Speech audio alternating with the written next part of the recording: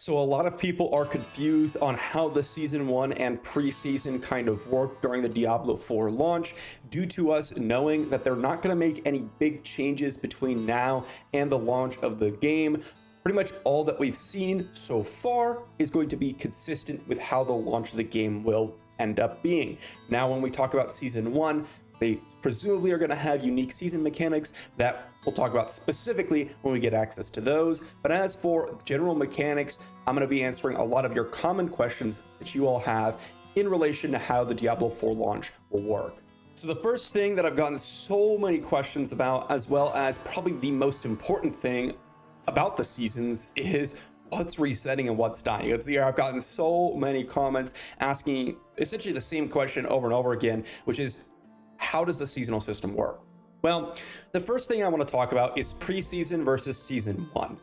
When Diablo 4 launches, we're going to get a preseason. This is a period of time where technically there is no seasonal mechanics, there is no seasonal theme, which is going to be generally what's going to be going forward in future seasons. Kind of similar to how Diablo 3 or potentially Diablo 2 works, where they're focusing in on some sort of mechanic that's going to be insane, or some sort of dungeons that are going to be core to progression. And in the preseason, this is not going to happen. Preseason is going to be exactly the same as the beta gameplay that we're going to get coming up on the Server Slam weekend. It's going to be no big changes between then and the launch of the game.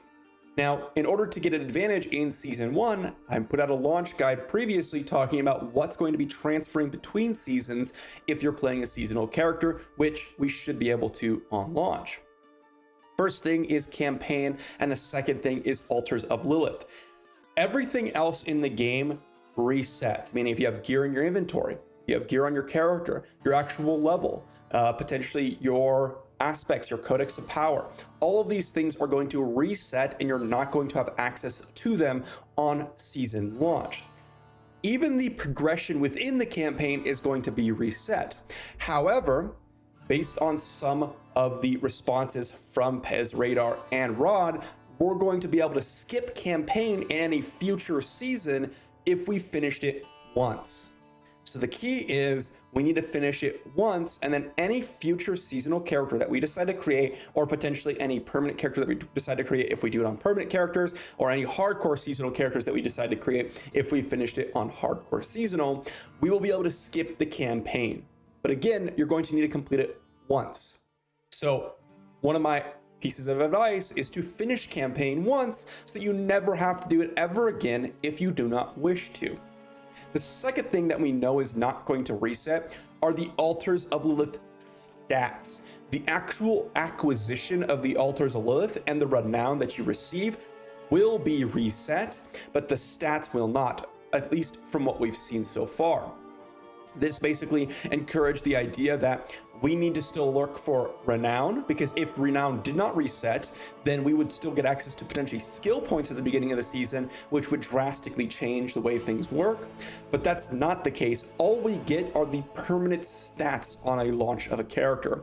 For those of you that don't know, Altars of Lilith give you +2 intelligence, dexterity, strength, depending on the altar that you're finding, and they'll permanently be ingrained in your character at the beginning of each season based on how many you found before. This is why I suggest you beat campaign first, and along the way while you're beating campaign, find as many Altars of Lilith as you possibly can, because those stats will go with you and share between each character going forward. This is very, very important, because especially at the early game, getting a massive boost in flat stats is going to matter significantly more than getting those flat stats much later on when you already have a lot of stats inside your gear. Focus on Altars Lilith and focus on campaign. Now, this may seem repetitive, and that's because it is, but I would like to reiterate that when you begin a new season with a new seasonal character, nothing will transfer over in terms of progression. Renown system will be reset, your campaign progression will be reset, your codex of power will be reset, any gear that you have will be reset. Again, the key is we will be able to skip the campaign if you finished it, and the stats associated with the Altars of Lilith will remain. not the actual renown system progression. This is very important to note because a lot of people are either new to Diablo or potentially just not sure how the season will roll out. And unlike any other previous Diablo game, it's not a complete hard reset because there are, again, as I've mentioned, two things that will actually help you maintain an advantage over those that did not play previous seasons, assuming you actually have beaten the campaign and actually grinded for your altars of Lilith. This means that you're still going to need to grind out the renown system across each map, but instead of having to go through the campaign to unlock your world tier difficulties, at least at all, because you need to finish the campaign, you can just run around and complete dungeons or run open world events or just do whatever you want in association with the game rather than being forced on rails to go through the campaign to unlock the higher tier difficulties. Now, I want to address some of the more casual concerns because 6 weeks for 80 hours of campaign content and 150 hours to go ahead and beat the max level is kind of a daunting task for a lot of your average players.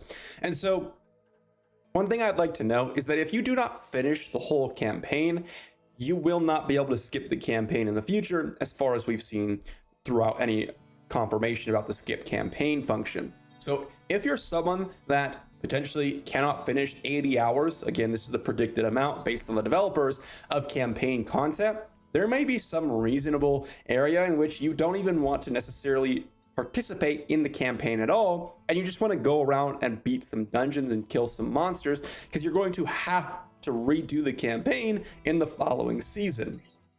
At the same time, if you're someone that doesn't necessarily care and you enjoy the campaign, everyone else will still have to do the entire renown system over again. So people will still be grinding all the dungeons and still looking for altars of Lilith. Even if you found them before, they just won't be min-maxing because the developers have confirmed that you don't need to finish everything in a map to unlock the entire renown rewards. You just have to finish a portion of it. Now, what portion of that, if it's 70%, 80%, 90%, I'm not quite sure, but we don't have to actually finish every single thing in every single map to max out our renown system.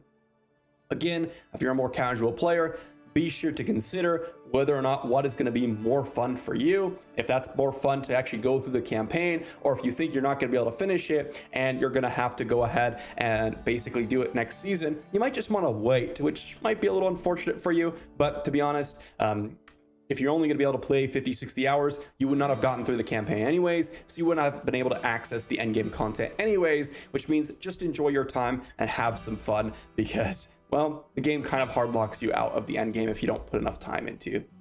Let me know what you think in the comment section down below. I do think that the preseason will be a little awkward. It's going to be basically a huge sandbox thing for a lot of players that don't want to participate in the campaign. But for those of you looking to push for next seasons, those are things that you want to consider and hopefully help you in the future. Thanks for watching, and I'll see you all for the next one.